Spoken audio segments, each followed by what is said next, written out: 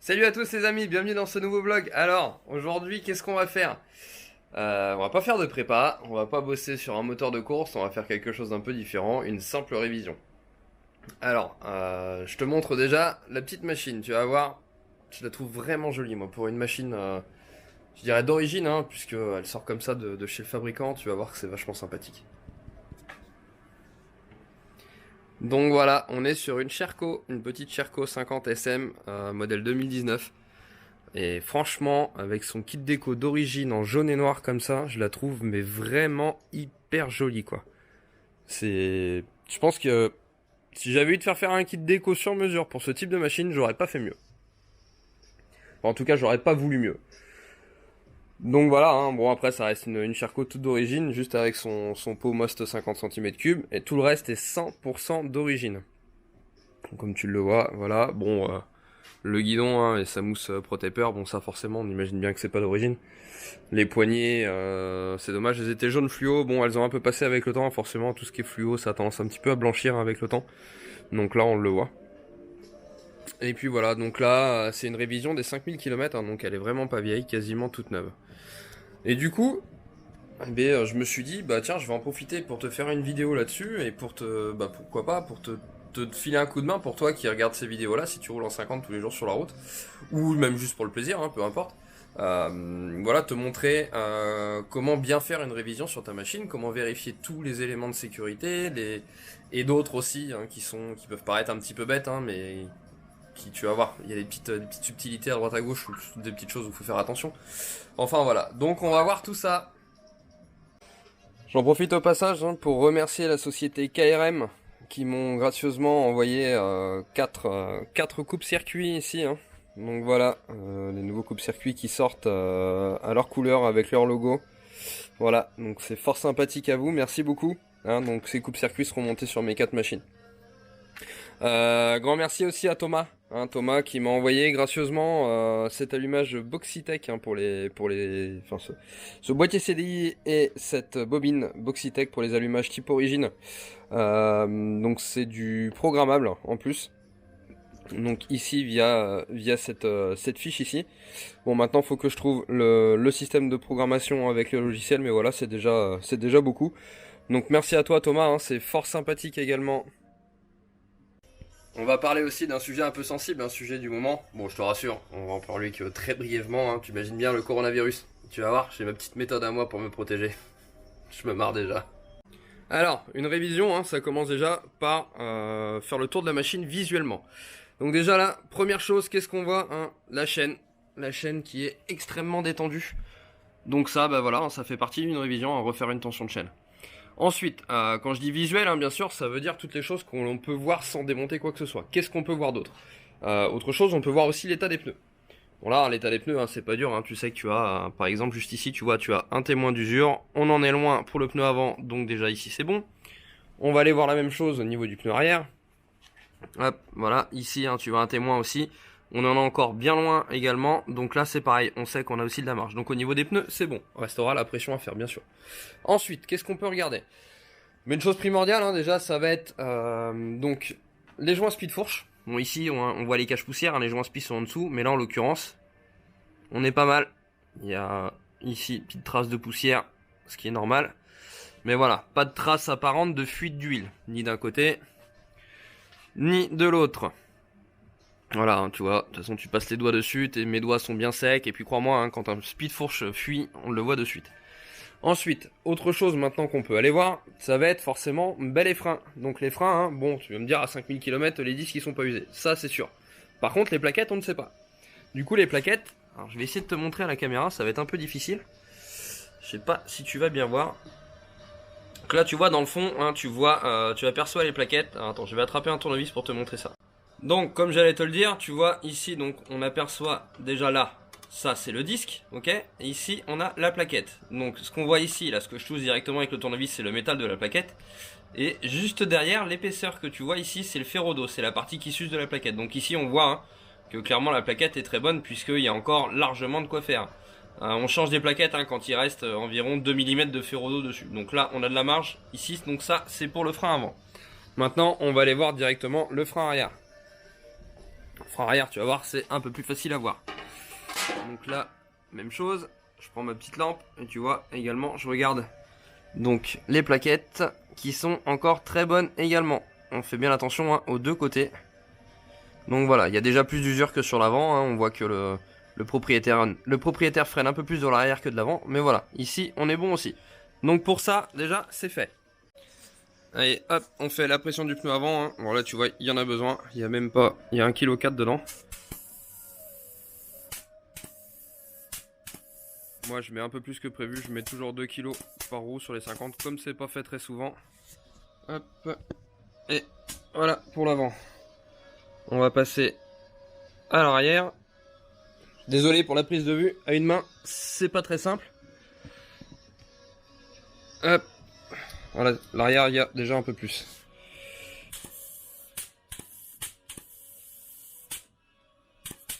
Hop, pareil, 2 kg. Voilà. Ça, c'est bon. Bon là tu vois j'ai mis la machine à hauteur hein, maintenant je vais lui faire la vidange de boîte. Donc la vidange de boîte hein, tu as un écrou juste ici à défaire, un écrou de 13 hein, suffit de l'enlever, laisser couler et ensuite donc je vais re-remplir.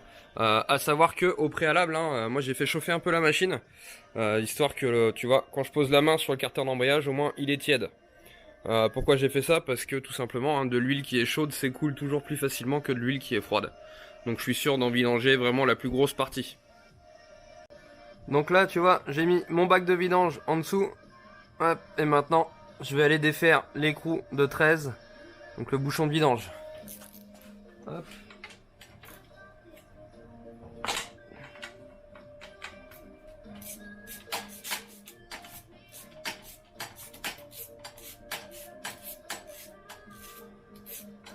Sans le faire tomber dedans de préférence. Hop. Voilà. Bon bah maintenant il n'y a plus qu'à attendre.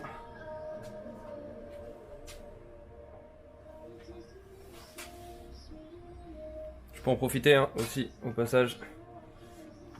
Si j'arrive à l'avoir. Non, il est un peu raide. Prendre une petite pince. Je vais défaire le bouchon de remplissage histoire de faire appel d'air.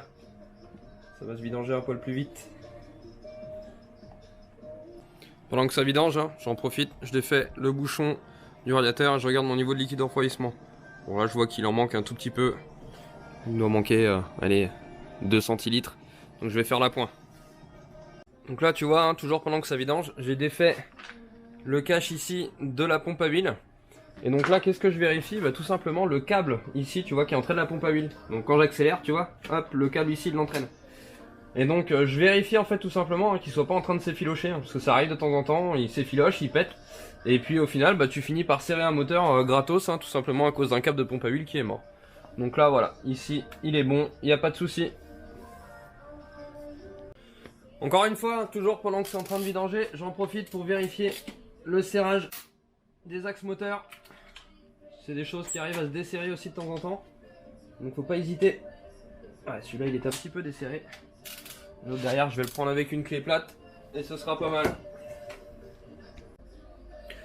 Donc encore une fois, toujours pendant que ça vidange, l'huile ça met toujours un peu de temps à couler hein. J'ai enlevé moi la vis qui était là au niveau de la selle. Et donc maintenant je vais sortir la selle pour aller vérifier le filtre à air. Donc là-dessus, hein, le filtre à air il est caché sous la selle. Je vais te montrer où exactement. Tu vois, il est juste là. Donc il suffit en fait hein, d'enlever cette vis là et sa copine en face ici. Et voilà, ça va me permettre de sortir tout le bloc de filtre à air et de pouvoir vérifier son état et de le nettoyer au passage. Donc voilà le filtre à air, à quoi ça ressemble une fois qu'il est sorti là-dessus. Donc là, ici c'est côté boîte à air, donc il est très propre, hein, ce qui est normal. Par contre quand on regarde dedans, voilà tout de suite, hein, il y a déjà un peu plus de merde. Donc là, je vais le nettoyer. Donc voilà, je l'ai nettoyé. Alors moi comment j'ai fait, je l'ai mis dans le produit à fontaine, hein, j'ai fait éponge avec. Ensuite je le rince au nettoyant frein et après je lui mets un coup de soufflette. Ce que tu peux faire toi à la maison, c'est simplement lui faire prendre différents bains d'essence hein, jusqu'à ce que ton essence elle sorte claire, comme quand tu l'as mis, comme au départ, comme si elle était neuve en fait. Hein. Et après un petit coup de soufflette pour finir et c'est propre. Donc voilà, hein, maintenant ça a fini de couler. Donc on vient remettre le bouchon de vidange. Et alors attention, hein, par contre ça se serre pas comme une brute. surtout sur les AM6. Le filetage du bouchon de vidange est assez fragile là-dessus quand même, donc faut faire gaffe. Hop. Donc ça se serre, mais normalement, modérément, enfin voilà, hein, pas comme un... Tac, pas comme un ouf, ça sert à rien. Donc voilà, ça c'est fini, maintenant, bien penser à lui remettre de l'huile. Donc voilà, hop, là je lui fais le plein d'huile.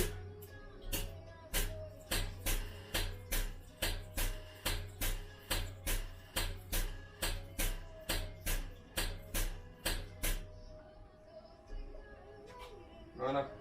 Donc la quantité d'huile hein, dans un M6, comme tu le vois, moi je me préoccupe pas de la vis que j'ai là, ça sert à rien. Je mets simplement une quantité, donc là j'ai mis 0,60 litres. Tu le vois ici, 0,60, voilà c'est suffisant. Hein. Pour l'huile utilisée, si jamais tu te demandes, donc moi c'est de l'huile hein, de boîte de vitesse, le grade c'est de la 10W40. Donc voilà, hein, une fois ça fini, donc j'ai remis mon bouchon de vidange, que j'ai fait mon plein d'huile, j'ai fermé mon bouchon de remplissage. Maintenant, moi, ce que je fais, je prends un peu de nettoyant frein pour enlever les résidus d'huile qui est un peu partout. Il y a toujours un petit peu qui reste à traîner en dessous, qui reste sur le pot d'échappement. Et voilà, quand tu démarres, hein, ça pue, ça fume, c'est dégueulasse. Enfin, voilà, donc autant le faire de suite. Comme ça reste propre.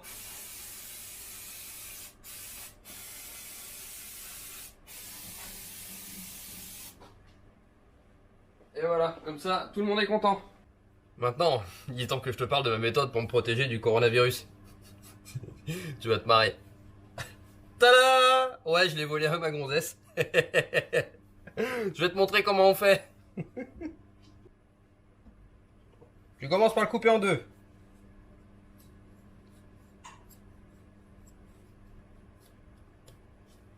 Hop, je vais changer de ciseau.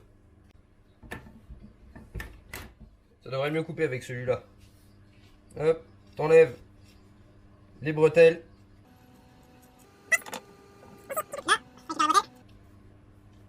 Hop. Là déjà, on est quasiment pas trop mal. Après t'attrapes la graffeuse. Toc. Et puis tu vas en face.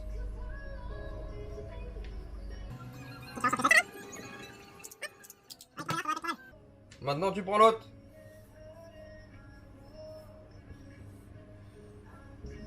Coupe là.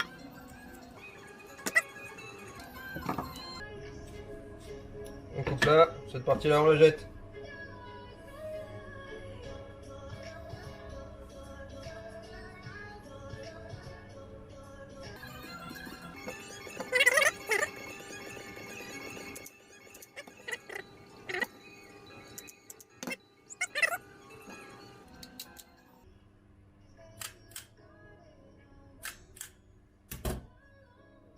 Et voilà, un masque.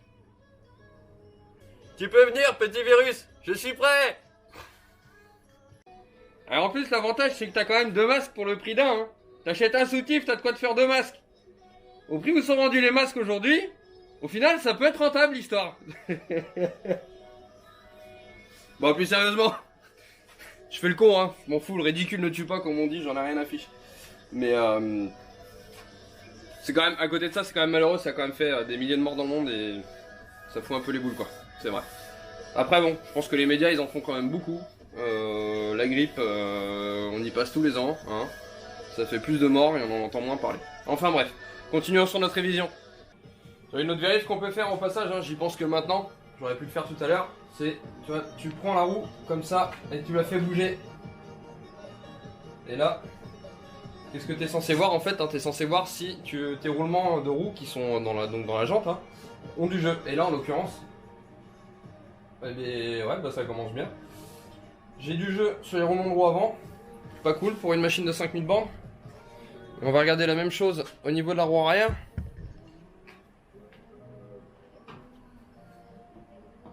Ah ouais, là c'est pas mal non plus.